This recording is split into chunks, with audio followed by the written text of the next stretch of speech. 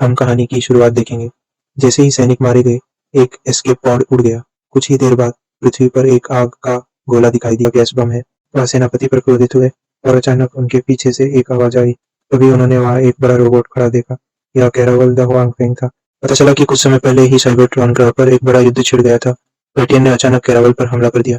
नेता किन त्यांजू ने अपने अधीनस्थों को अपनी नींव बनाए रखने के लिए आकाशगंगा के विभिन्न ग्रहों पर भागने का आदेश दिया, और द हुआंगफेंग का विश्वास पात्र होने के कारण उसे पृथ्वी पर गोली मार दी गई। कैरावल को पहली बार देखकर सेना दंग रह गई। द हुआंगफेंग जल्दी से भाग गया। इस प्रतिक्रिया के बाद सेना ने तुरंत लोगों को उसका पीछा करने के लिए प्रेरित किया। द हुआंगफेंग को पल भर में एक कार में बदलते देख जल्द ही द हुआंगफेंग को एक गुफा में धकेल दिया गया। एक कार ने उसे टक्कर मार दी। चूंकि किन तियांजू का आदेश पृथ्वी की रक्षा करने का था, इसीलिए लेकिन इसी समय एक युद्ध में ही पलट गया। प्रतिद्वंदी भी बाटियानाओ का सदस्य था।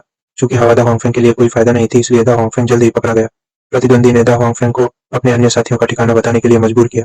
द हुआंगफेंग ने उन्हें बताने से इनकार कर दिया। द हुआंगफेंग घायल हो गया। न केवल उसकी आवाज चली गई, बल्कि उसकी मेमोरी चिप भी धीरे धीरे फीकी पड़ गई। और घायल और मासूम साइना भी। कोमा में रहते हुए द हुआंगफेंग ने दूसरी तरफ एक नकली कीड़े को स्कैन किया।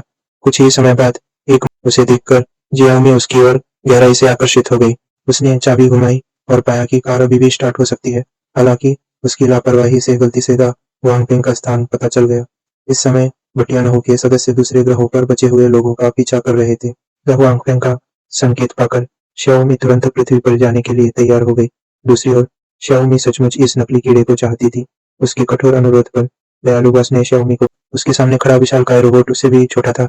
इस समय द हुआंगफेंग अपनी याददाश्त पूरी तरह खो चुका था, लेकिन कार चालक का दयालु स्वभाव बना रहा। शाओमी का कोई दोस्त नहीं था और द हुआंगफेंग एक अजीब ग्रह पर अकेला था। एक दूसरे की उपस्थिति ने उसकी कमी पूरी कर दी। उसी समय बाटियानाओ शहर से दो हत्यारे भी पृथ्वी पर आ पहुंचे। द हुआंगफेंग को दूसरों तक पहुंचने से रोकने के लिए शाओमी ने उसे प्रशिक्षण देना शुरू किया। इस बूढ़े नकली कीड़े को देखा और सबके सामने जोर से हंस पड़ा। उसने शाओमी से यह भी पूछा कि उसने अपने पिता को नया क्यों नहीं खरीदने दिया। हालांकि सभी जानते थे कि शाओमी के पिता का कई साल पहले निधन हो गया था। इस घटना के बाद शाओमी के मन में एक रंजिश घर कर गई। उसी समय उसकी साथी लिंजी वहां से और दीवार के पीछे छिप गए और द हुआंगफेंग को छिपने को कहा। नतीजतन द हुआंगफेंग कार लेकर उस बच्चे के पीछे छिप गया जिसने कुछ गलत किया था। लेकिन जल्द ही स्थानीय सेना ने उन्हें घेर लिया। उन्होंने एक शब्द भी नहीं कहा और भागने की तैयारी कर ली। द हुआंगफेंग ने शाओमी की रक्षा के लिए अपना वेश बदल लिया और उसके साथ भाग गए।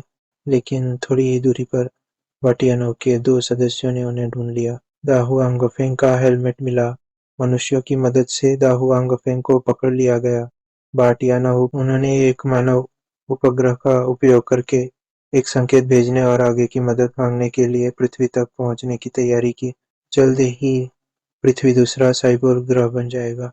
द हुआंगफेंग को खोजने के लिए बाटियानाओ के सदस्यों ने मनुष्यों के सामने आत्मसमर्पण कर दिया और उनका उपग्रह उधार मांगा। निर्देशक साइना को लगा कि कुछ गड़बड़ है, क्योंकि इसका मतलब था कि उन्होंने अपने सारे कार्ड दे दिए थे। लेकिन डॉक्टर को ऐसा नहीं लगा। उन्हें लगा कि यह एलियन सभ्यता के साथ सहयोग करने का एक अच्छा मौका है, इसलिए वह फेंग मर रहा था। उन्होंने द हुआंगफेंग को उत्तेजित करने के लिए बिजली की बंदूकों का इस्तेमाल किया। साइना अपने आदमियों के साथ आ पहुंचा। उन्होंने द हुआंगफेंग को मारने की कोशिश की। क्षण में द हुआंगफेंग की याददाश्त आखिरकार लौट आई। वह आखिरकार एक कार सैनिक बन गया। उसकी युद्ध शक्ति तुरंत फूट पड़ी। फिर वे सिग्नल टावर पर पहुंचे। बाटियानाओ ने एक सिग्नल ड्रैगन स्थापित किया था। वह उपग्रह के जरिए ब्रह्मांड को एक संदेश भेजने वाला था। द हुआंगफेंग ने सिग्नल टावर को नष्ट करने के लिए जल्दी से अपनी बंदूक